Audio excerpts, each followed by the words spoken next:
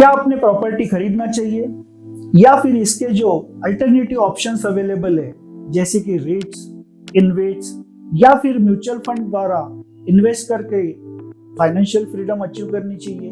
चलो जानते हैं कौन सा ऑप्शन आपके लिए अच्छा है। बेटा, अपना घर पहले ले लो। रेंट भरोगे तो पैसा बर्बाद करोगे, प्रॉपर्टी बनाओगे तो आगे जाके उसकी वैल्यू तो जरूर बढ़ेगी। क्या ये सेंटेंस आपने कई बार सुने हैं? जरूर सुने होंगे। और ऑनेस्टली अपना घर होना एक रियल सेंस में अचीवमेंट भी है। लेकिन 2026 में एक सवाल पूछना बहुत जरूरी है। क्या रियल एस्टेट खरीदना फाइनेंशियल प्लानिंग है या एक इमोशनल विचार है? चलो आइए डिटेल में जानते हैं। क्या आपको पता है आज फिजिकल प्रॉपर्टी खरीदना जरूरी नहीं रहा है। आप रीट्स और इनविट्स के थ्रू प्रॉपर्टी और इंडियन हाईवेज में इन्वेस्ट कर सकते हो। बिना करोर्स लगाए, बिना ईएमआई लिए आप ये प्रॉपर्टीज में इन्वेस्ट कर सकते हो।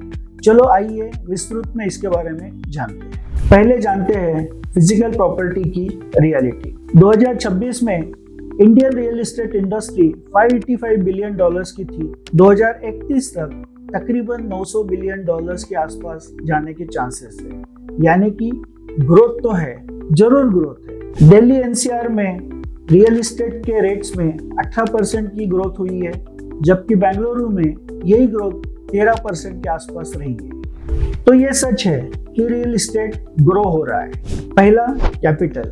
मुंबई, पुणे, जहाँ पे रियल एस्टेट के प्रॉपर्टीज कम से कम 80 लाख से लेके 1.5 करोड़ के बीच में आते हैं, वहाँ पे आपको डाउन पेमेंट तकरीबन 20% देना जरूरी होता है। क्या 20% कोई कॉमन आदमी इकट्ठा शॉर्ट टर्म में कर सकता है? दूसरा, उसे 80% जो है वो लोन के थ्रू रेज करना जरूरी होता है। उसके ऊपर ईएमआई जो है उसके लिए इंटरेस्ट रेट तकरीबन 7.5 से 8% के बीच में है और वो तकरीबन 20 से 25 साल तक ईएमआई पे करने की जरूरत होती है। तो आप जो रियल एस्टेट की प्रॉपर्टी लेते हो, जब आप पूरा ईएमआई पे करते हो तो वो प्रॉपर्टी की कीमत तकरीबन दुगनी हो जाती है। तो क्या फिजिकल प्रॉपर्टी लोन पे लेना वाकई में समझदारी है? दूसरी समस्या है लैक ऑफ लिक्विडिटी। कल अगर समझो आपको 10 लाख रुपए की जरूरत है तो आपको प्रॉपर्टी का कुछ हिस्सा बेच के पैसा रेज नहीं कर सकते। आपको पूरी प्रॉपर्टी ही बेचनी पड़ती है, जिसके लिए आपको बायर ढूंढना है। बायर ढूंढना इतना आसान नहीं है।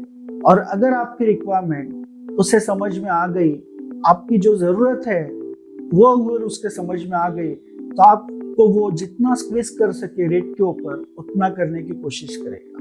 तो वो हालात में जो प्रॉपर्टी का रियल रेट है उतना रेट मिलना पॉसिबल नहीं होता है। तीसरा पॉइंट है हिडन कॉस्ट। अगर आप फिजिकल प्रॉपर्टी लेते हो तो उसके पीछे काफी हिडन सारी चीजें होती है, जैसे कि stamp duty, registration charges, society maintenance charges, property tax और वियर एंड टियर के मेंटेनेंस कॉस्ट। अगर ये कॉस्ट अगर आप प्रॉपर्टी में जोड़ो तो उसमें से जो नेट यील्ड आता है या नेट प्रॉपर्टी का जो कॉस्टिंग आता है कहीं और लेके जाता है। तो इसलिए फिजिकल प्रॉपर्टी लेने के बजाय दूसरे जो टूल्स अवेलेबल है जिसके थ्रू आप प्रॉपर्टी जैसे एसेट क्लास में इन्वेस्ट करते हो वो समझना बहुत जरूरी है। ये सब पॉइंट ध्यान में लेने के बाद में फिजिकल प्रॉपर्टी ओन कंजप्शन यानी खुद के यूसेज के लिए अगर लेना चाहते हो तो जरूर लेना चाहिए। लेकिन इन्वेस्टमेंट पॉइंट ऑफ व्यू से रियल एस्टेट के बजाय आप दूसरे जो एसेट क्लासेस है या प्रॉपर्टी में जो दूसरी तरीके से इन्वेस्ट कर सकते हो वो एसेट क्लास में इन्वेस्ट करना या उसके बारे में जानना बहुत जरूरी है। अब आता है पहला game changer, REITs, REITs, real estate investment trust. ये रियल एस्टेट में इन्वेस्टमेंट करने का पूरा नजरिया बदल देता है। रियल एस्टेट में लाखों करोड़ों की इन्वेस्टमेंट के बजाय, फिजिकल प्रॉपर्टी खरीदने के बजाय आप रियल एस्टेट ओन कर सकते हैं। REITs सेबी रेगुलेटेड है, स्टॉक एक्सचेंज पे लिस्टेड है। आज भारत में 2017 से REITs सर्कुलेशन में है। आज फिलहाल 5 REITs स्टॉक एक्सचेंज पे लिस्टेड है। ये जो 5 रिट्स कंपनी जो लिस्टेड है वो है Embassy office park, Mindspace business park, Brookfield India real estate trust, Nexus select trust और knowledge realty trust. REITs company करती क्या है? Grade A commercial properties manage करती है, जैसे कि बेंगलुरु की आईटी हब्स, हैदराबाद की कंपनीज, मुंबई की बिजनेस हब्स, वैसे ही पुणे की आईटी कंपनीज। उनसे जो रेंटल इनकम आता है वो इन्वेस्टर को डिस्ट्रीब्यूट करती है। सेबी के रूल के हिसाब से इनकम का 90% उन्हें इन्वेस्टर्स को लौटाना जरूरी यानी कि मैंडेटरी है। रिटर्न्स 6% से 9% के बीच में आता है, प्लस स्टॉक मार्केट के अनुसार वो पर्टिकुलर स्टॉक में जो बढ़ोतरी होगी उसका भी फायदा लिया जा सकता है। करंट टाइम्स में इंडिया की रिट्स कंपनी के जो रिटर्न्स है वो यूएस के रिट्स कंपनी के कंपैरिजन में ज्यादा रिटर्न दे रहे हैं, ये फैक्ट है। तो रिट्स में इन्वेस्ट कैसे किया जा सकता है? आपको डीमैट के थ्रू वो पर्टिकुलर रिट्स कंपनी के एक शेयर से लेके ऊपर जितने शेयर्स आप ले सकते हो उतनी खरीदी कर सकते हो। आपको मंथली बेसिस पे जो भी रेंटल यील्ड आता है वो आपको डिविडेंड के तौर पे वापस किया जाता है, और वो जो प्रॉपर्टी का एप्रिसिएशन होता है उसके अनुसार वो पर्टिकुलर रिट्स कंपनी के स्टॉक में जो एप्रिसिएशन होता है उसके स्वाभाविक वो शेयर्स में भी एप्रिसिएशन होता है। इसमें सबसे इंपॉर्टेंट बात है फुल लिक्विडिटी। अब जब चाहे वो बेच के आप बाहर आ सकते हो, अपना प्रॉफिट बुक कर सकते हो। आज इंडिया में रिट्स का वैल्यूएशन है 2,50,000 करोड़। क्वार्टर 1 में जो इनफ्लो रिट्स में आया है वो तकरीबन $5 बिलियन का है, जो लास्ट ईयर के कंपैरिजन में या लास्ट ईयर के फर्स्ट क्वार्टर के कंपैरिजन में 72% अप है। बड़े इंस्टीट्यूशनल इन्वेस्टर या म्यूचुअल फंड कंपनीज रिट्स में ऑलरेडी इन्वेस्ट कर रही है। ये कंसेप्ट रिटेल इन्वेस्टर के लिए बहुत नया है। उसे अगर समझ ले तो कैश फ्लो के लिए ये रिट्स बहुत फायदेमंद साबित हो सकते हैं। दूसरा गेम चेंजर है InvITs, INVITS, infrastructure investment trust. Same concept REITs जैसा ही, लेकिन रियल एस्टेट में नहीं, इंफ्रास्ट्रक्चर में इन्वेस्ट करता है। इंफ्रास्ट्रक्चर यानी कि toll road, highways, power transmission lines, renewable energy projects और गैस पाइपलाइंस।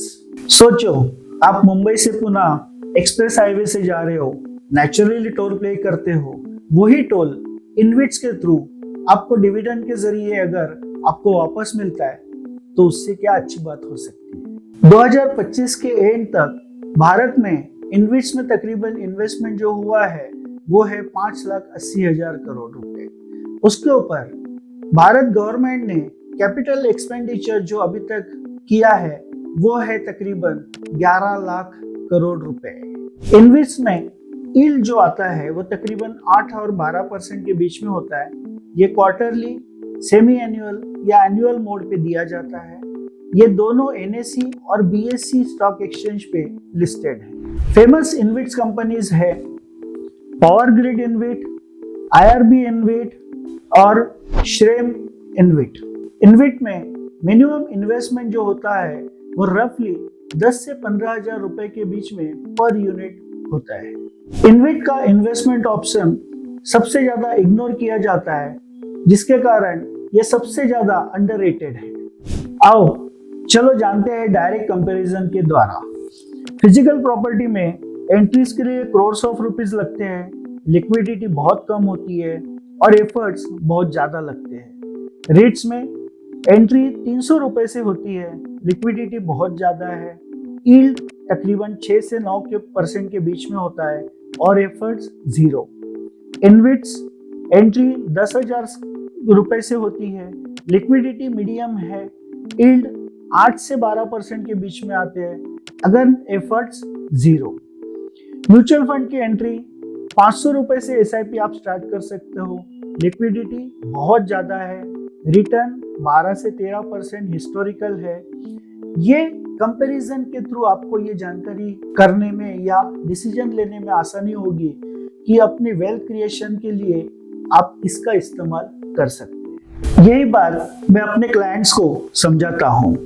अगर आप जेन्युइनली घर में रहना चाहते हो, उसके लिए अगर आप रियल एस्टेट खरीदना चाहते हो तो जरूर लीजिए, लेकिन इन्वेस्टमेंट पॉइंट ऑफ व्यू से आप रेट्स, इन्वेट्स और म्यूचुअल फंड जो एसेट क्लासेस है, इसका इस्तेमाल जरूर कीजिए। गोल बेस्ड प्लानिंग में हर एक गोल के लिए एक एसेट क्लास या इंस्ट्रूमेंट होता है, लेकिन हर गोल के लिए प्रॉपर्टी आंसर नहीं है। 2015 से मैं वेल्थ मेंटोरिंग का काम कर रहा हूँ। काफी सारे क्लाइंट से 1-to-1 लेवल पे डिस्कशन हुआ है। उनकी आर्थिक सिचुएशन के बारे में काफी ज्यादा डिटेल में जानकारी डिस्कस कर चुका हूँ। ये डिस्कशन में एक बात मैंने नोटिस की है, जो लोग एक ही एसेट क्लास में इन्वेस्ट करते हैं और एक ही ईएमआई पे ज्यादा ध्यान देते हैं, वो डिफिकल्ट सिचुएशन या अनएक्सपेक्टेड सर्कमस्टांसेस में काफी वल्नरेबल होते हैं। लेकिन जो लोग जो डाइवर्सिफाई करते हैं और अपने गोल के बेस पे इन्वेस्ट करते हैं, वो हर स्थिति के लिए मजबूती से सामना करते हैं। अगर आप रेट्स और इन्वेट्स के बारे में और ज्यादा जानकारी चाहते हो या इन्वेस्टमेंट के बारे में उसका कैसे इस्तेमाल करना है, उसके बारे में अगर कंफ्यूजन हो और दूर करना चाहते हो, तो डिस्क्रिप्शन में मेरा नंबर दिया हुआ है। मैं हूँ यशवंत शिंगवेकर, प्रॉस्पर फिनमार्ट से। अगर ये वीडियो आपको अच्छा लगा, लाइक करो, शेयर करो और सब्सक्राइब करो।